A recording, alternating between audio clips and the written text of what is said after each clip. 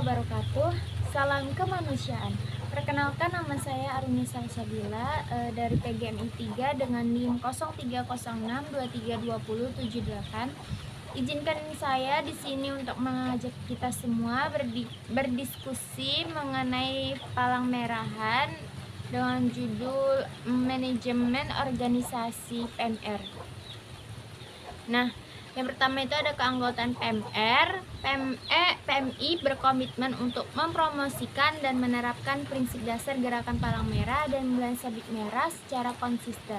Hal ini melibatkan kesiapsiagaan dalam penanggulangan bencana, penyuluhan tentang kesehatan berbasis masyarakat, serta peran aktif dalam penanggulangan HIV atau AIDS dan penyalahgunaan nafsa.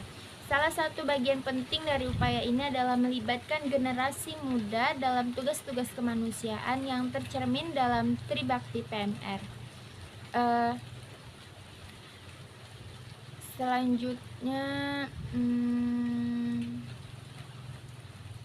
Selanjutnya untuk melaksanakan Tribakti itu dengan kualitas yang baik, anggota PMR harus memiliki karakter kepalang merahan yang sesuai dengan prinsip dasar Gerakan Palang Merah dan Bulan Sabit Merah. Mereka berperan sebagai peer educator atau pelatih sebaya yang dapat berbagi pengetahuan, keterampilan, dan sikap positif dengan teman sebaya. Selanjutnya, PMR ini memiliki peran penting dalam pengembangan kegiatan kepalang merahan dan juga berfungsi sebagai calon pemimpin palang merah di masa depan. Oleh karena itu, pembinaan anggota PMR sangat penting dan melibatkan berbagai pihak seperti pengurus, pembina, pelatih, dan pihak terkait. Pembagian jenjang anggota PMR itu ada PMR mula, yaitu di tingkat SD. Selanjutnya ada PMR Madya di tingkat SMP, MTS. Selanjutnya yang terakhir itu ada PMR Wira untuk anggota yang berusiakan 15-17 tahun dari SMA gitu. Selanjutnya penanggung jawab PMR. Di sini tuh ada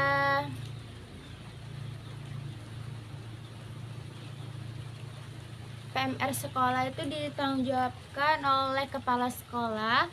Selanjutnya, kelompok PMR di luar sekolah itu ditunjuk oleh PMI cabang atau ranting untuk mengatur dan mengevaluasi pembina PMR, pelatih PMI di luar sekolah. Penanggung jawab fungsional PMR itu ada anggota tenaga sukarela atau PMI cabang. Yang ketiga itu ada pembina PMR.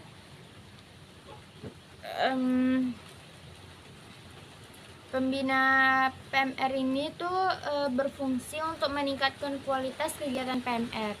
Yang keempat itu ada pelatih PMI, adalah individu yang memenuhi kualifikasi pelatih dan dilatih sesuai dengan pedoman pelatihan PMI. Mereka bertugas untuk membimbing anggota PMR dalam pengembangan keterampilan kepalang merahan. Selanjutnya ada instansi terkait, pihak yang terlibat dalam mendukung pembinaan PMR seperti pemerintah atau Departemen Pendidikan, Agama, Kesehatan, serta dan Sosial. Selanjutnya ada organisasi PMR. Anggota PMR itu dapat berasal dari berbagai wilayah termasuk sekolah dan masyarakat. Syarat menjadi anggota PMR itu adalah warga negara Indonesia, berusia 10-17 tahun. Selanjutnya itu ada mendapatkan persetujuan dari orang tua ataupun walinya. Yang keempat itu ada bersedia mengikuti orientasi, pelatihan, dan kegiatan kepalang merahan. Nah, jenjang anggota PMR itu ada PMR mula, PMR Madya, dan PMR Wira. Hak dan kewajiban anggota PMR itu yang pertama, haknya harus mendapatkan pembinaan dan pengembangan oleh PMI. Yang kedua, berpartisipasi dalam kegiatan PMR. Yang ketiga, mendapatkan KTA atau kartu tanda anggota. Kewajiban anggota PMR yang pertama mematuhi AD atau ART dan menjalankan Tribakti PMR. Yang kedua, menjaga nama baik PMI dan membayar iuran keanggotaan. Selanjutnya ada pembinaan PMR. Ini tuh bertujuan untuk mengembangkan karakter kepalang merahan, mengarahkan anggota PMR agar memahami dan berperilaku sesuai dengan prinsip dasar gerakan palang merah dan bulan sabit merah. Atribut PMR memiliki tujuan untuk memberikan penghargaan dan pengakuan kepada anggota PMR yang aktif dalam kegiatan kepalang merahan. Yang pertama itu seragam, terdiri dari seragam harian dan seragam lapangan. Yang kedua ada lencana yang diberikan kepada anggota yang telah melaksanakan tribakti PMR minimal selama 1 tahun. Yang ketiga ada badge, adalah tanda pengenal anggota PMR yang dibedakan berdasarkan jenjangnya. Yang keempat ada tanda lokasi. Yang kelima ada tanda jenjang, ini tuh menunjukkan status jenjang keanggotaan PMR.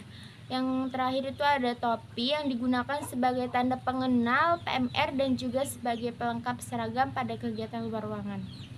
Yang ketujuh itu ada tanda kecakapan, diberikan sebagai penghargaan atas kemampuan dan pengabdian anggota PMR dalam pelatihan dan kegiatan kepalang merahan. Kesimpulannya itu, manajemen organisasi PMR berfokus pada pembinaan dan pengembangan karakter kepalang merahan di kalangan remaja melalui berbagai jenjang keanggotaan yang sesuai dengan usia dan tingkat pendidikannya.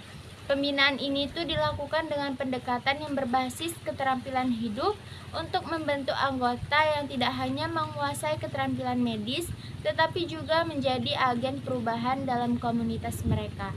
Selain itu, atribut yang diberikan seperti lencana, badge, dan topi itu berfungsi sebagai simbol penghargaan atas pencapaian dan pengabdian anggota PMR dalam mendukung gerakan kemanusiaan. Pembinaan ini itu dilakukan dengan koordinasi antara PMI pusat, daerah, serta cabang, serta pihak terkait lainnya seperti sekolah dan instansi pemerintahan. Baiklah, mungkin itu saja penjelasan yang bisa saya jelaskan. Kurang lebihnya saya mohon maaf. Assalamualaikum warahmatullahi wabarakatuh.